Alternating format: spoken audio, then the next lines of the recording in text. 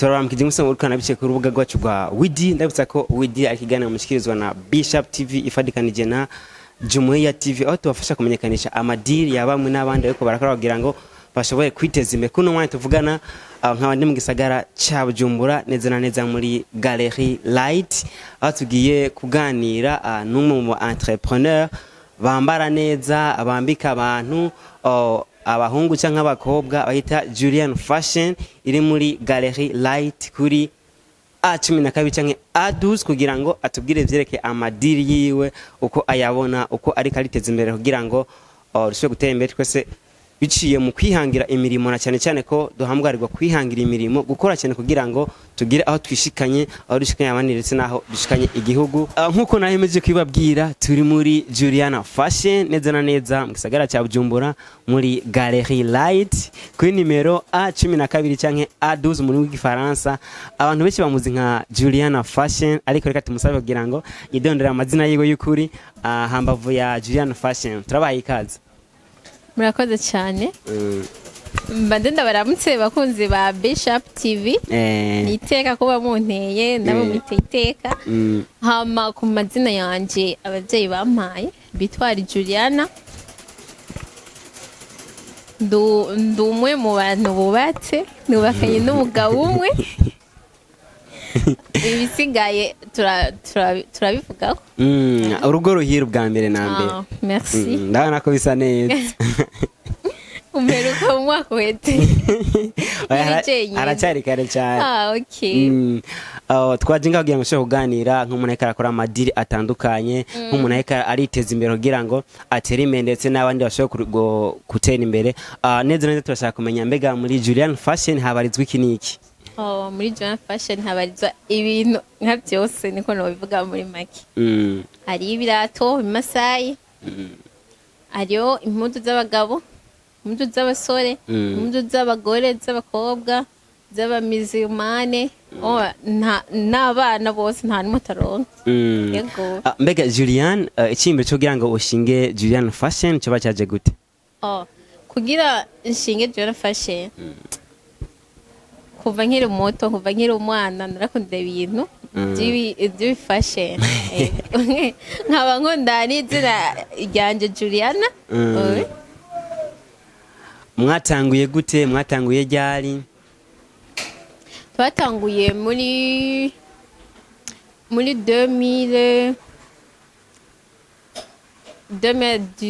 meje gishure muri secondaire mvuye muri ETS Kamenge cyo nshaka kugira ibintu bintunga jenyene ubwanje niyo nize kugira makeup Julianna salon Julianna masayi twatrato akacaja mu byose umva bica byitirwa Julianna Fashion byose mugabo urumva kimwe girafise izina umva nkora hose ibyo showe ndabikora Julianna turi mu gihe ugaruka gwishira uvuga yuko rudashaka kwiteza imbere rudashaka kwishingira akazi kubera ko hari kibazo cy'uburyo mbega Julianna Fashion nimba atari banga iyo yagiye araronka buryo gute kugira ngo ashobore gushinga iyo Julianna makeup ndetse na Julianna Fashion ubona ko umuntu mwanya yifashe neza nkuko tuko turayibona ntiyaragera ko nifata neza ndacyasatiye hama jewe kugira mbone ko mpagaze neza ubwa mbere kwanza umuntu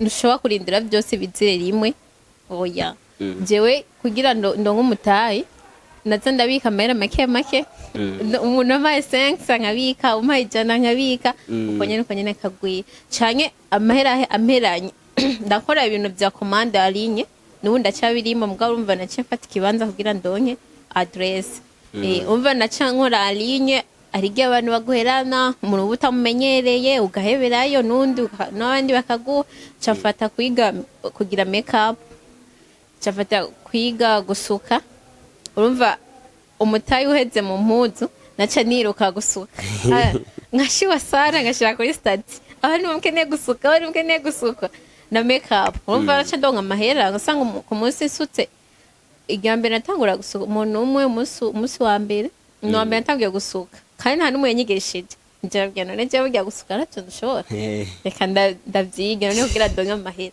ho mu buzima ndanka gusaba jewe birantera isoni rero nkaca nsuka uko nyene bwa kabiri nkaguma nsaba Imana wumfasha ko nze ndasuka nka 3 fois ku munsi canke 2 fois. Imana yaramfashije yaranyumviye usanga asutse abantu babiri ku munsi canke umuntu umwe bivana ko mba narose. Weekend nkaronka abakiriya ba makeup, nkaronka nozanya kuja mu makripe, urumva naca ntera imbere nkaronka amahera nkaca nza ndagira n'impuzu.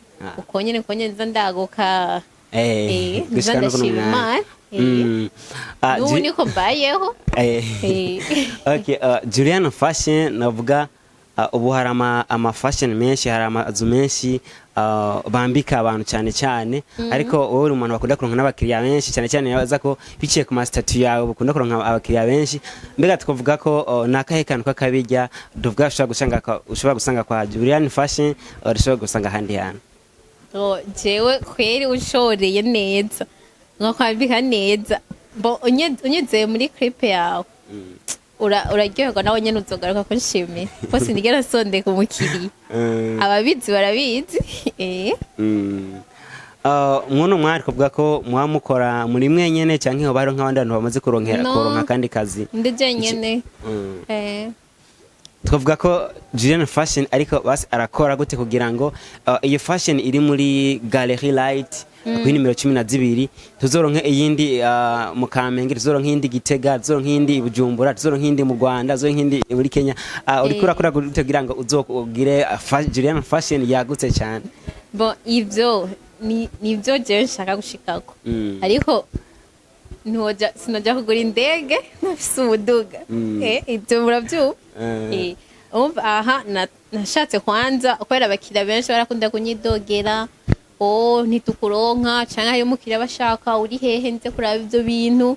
Umva atisanga ndiko ndabura abakiriya maze kugira mariage abakiriya ho baciye banyika gose. Mva n'ahantu nagiye kuba cyambana kure n'igisagara. Rero mfate centre aho iza biroreza abakiriya banje. Rero nshafata ndaronka habo naho ndarinde nyene ndonde buke umva je nshaka nanje kugira galeri wanje nanje ngo galeri Julianna kandi bizoba cyane gose habe harimo byose studio makeup TV yanje Julianna TV harimo n'impuzu byose ibirato amakostime ibintu by'abageni byose umva umuntu twapatanye nk'ikiraka cyane uzenya ikiraka cha clip byose bikava ngaho byose n'umuduga aho hose bitagorana ngo undeplace biki oya kandi byose bizokunda. Naga tushide kiraka mu photographe wacu. Julianna muri kino gihe nko kuma ndayivuga rugwaruka ruguma ruyumba batinya gushamwe imitaye ngo bohomba bandi baburi imitaye bashiramwo. Mbega twavuga ko ni nk'izihe ngorane Julianna Fashion yabamaze gutangurana nazo kugira ngo zishobore kubera ikigwa abandi urundi gwaruka? Ingorane ntizibura kandi benshi baratinya kuyoberwa mu buzima. Ivyo ni ibintu bitegetswe kuba kwera ariyo kunezerwa no kubabara. Iyo ubabaye uri mu kuryo uri mu kunezerwa, iyo unezerewe cyane umubabaro ugira ushikirwa. Rero benshi baratinya kubijamo, birababaza ariko bivana. Hari abantu bavyakira n'ingoga bakaca babivamo. Je ndazi benshi binjiye muri ibi bintu kuko ni benshi bagira ibintu by'impuzu ariko umukiriya wawe aragusanga aho uri hose. Jewe rero hari igihe umuntu akurondera ushaka ipantaro nka 5 zapantaro agiye kuzirondera kuzirangura uramushiriye kaca kubwira ngo nta nimwe nashimye. Ari nkawe wo kwifata gute umutima urababara mugabo je ncavuga ntacyo nivyari gwanje reka nihangane ndazirondera wende umukiriya kazisanga ndateye imbere uko nyene kubera kwihangana kuko mba narabihevye kuva kera mugabo kubera agatima umva je nshaka gukora nyene niteze imbere ndihangana ngasenga Imana kandi iyo utabisengeye ibintu ntuavansa. Okay, duse n'abasozera Julianna Fashion canke Julianna wenyene turiko tukora ikiganiro bita idiri gica ku rubuga rwa Facebook gitwa idiri, ariko ikaba ari ikiganiro ca Bishop TV ifadikanije na Jumuiya TV. Ico dukora kugira ngo tumenyekanishe ibikorwa by'abantu bariko barakora cyane cyane bariko bariteza imbere, bariko kugira ngo dushobore kugera ku yindi ntambwe, umuntu yiteza imbere, ateza imbere ndetse n'abandi ndetse n'igihugu gitera imbere. Akaja mu guhamagarira abakiriya bawe kugira ngo bashobore kuguma bahurumbiye Julianna Fashion biciye kuri urubuga rwacu. Akajambo kamwe nuko noba address bakaza n'umutima mwiza, je ntabwo numwe ntakira. Address ni kuri Avenue d'Oriprona, benshi bazi kuri Ntuzenya, ushitse ajya ku kiraro gica Semsheri ukacumanukana irya kaburimbo. Rero wimanukanye yose ugeze arashobora kuba atazi izina ry'ibarabara, vuze ikiraro ca Semsheri baca bahabona.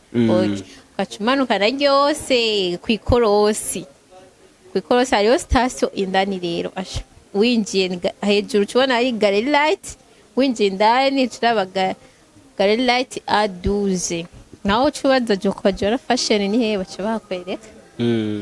Ariko kandi hari abantu ahanini bakunda kubashora biciye ku ma statut canke bakabashora muri Bujumbura mu Karungi ruguru, ongira mu wasigana ko aka contact ruguru hose turabirungika muri Tanzania hose, muri Canada, nibirurira n'indege ibintu kwera abantu baradushorera cyane. Ni 62 290 307 62 290 307 WhatsApp na call ari mikashe niyo nyene.